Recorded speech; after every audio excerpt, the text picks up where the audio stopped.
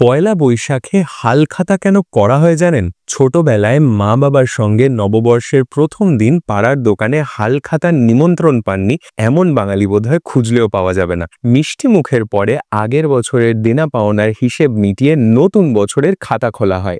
জানেন, ইতিহাস ঘাটলে হালখাতার দুরকমের উৎস পাওয়া যায়। প্রথম উৎস অনুযায়ী যাযাবর মানুষ যখন লাঙলের মাধ্যমে চাষ করে ফসল ফলানো শেখে, তখন তাদের খাবারের খোঁজে ঘুরে বেড়ানোর প্রয়োজন ফুরিয়ে যায়। তারা একটা জায়গায় স্থায়ীভাবে বসবাস শুরু করে। যে সময়কার কথা বলছি, তখনও মুদ্রা দিয়ে কেনা বেচার প্রথা শুরু হয়নি, যাকে সোশ্যাল মিডিয়ার যুগে আমরা বার্টার কোলাবোরেশন বলি। সেই বিনিময় প্রথার মাধ্যমেই চলতো কেনা বেচা, আর একজনের দায়িত্ব থাকতো সেই কেনা বেচার হিসেব রাখা।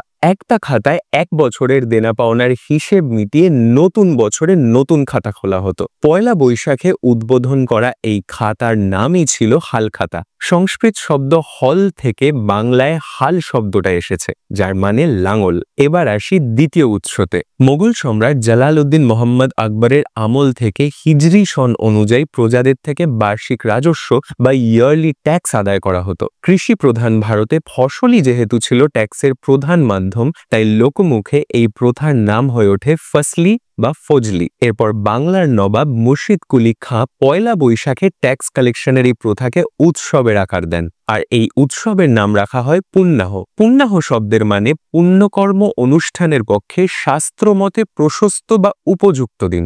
সেদিন হালখাতায় প্রজাদের থেকে নতুন বছরের খাজনা আদায়ের হিসেব লেখা হতো। এই ক্ষেত্রে অবশ্য হাল শব্দটা এসেছে ফরাসি শব্দ হাল থেকে, যার মানে নতুন। প্রসঙ্গত, যেই মোটা লাল সুতো দিয়ে এই খাতা বাধাই করা হতো তার হিন্দি নাম ছিল খাড়ুয়া। সেখান থেকেই এই খাতার নাম হয় খাড়ুয়ার খাতা, যা সময়ের সঙ্গে লোকমুখে বাংলায় হয়ে ওঠে খেরোর খাতা। আর লাল রঙের হতো বলে হাল খাতাকে লাল খাতাও বলা হয়ে থাকে। দেখুন, উৎস যাই হোক না কেন, এক সময় যে পুণ্যাহ আর হালখাতা বেশ জমাটি উৎসব ছিল তা বলাই বাহুল্য। 1950 সালে জমিদারি প্রথা উঠে যাওয়ার পরে পুণ্যাহ উৎসব হারিয়ে গেলেও হালখাতা এখনো স্বমহিমায় টিকে রয়েছে। হালখাতার হাত ধরেই ফিরে আসুক ব্যবসার হাল, যাতে ভবিষ্যতে কেউ না বলতে পারে যে বাঙালির দ্বারা ব্যবসা হয় না।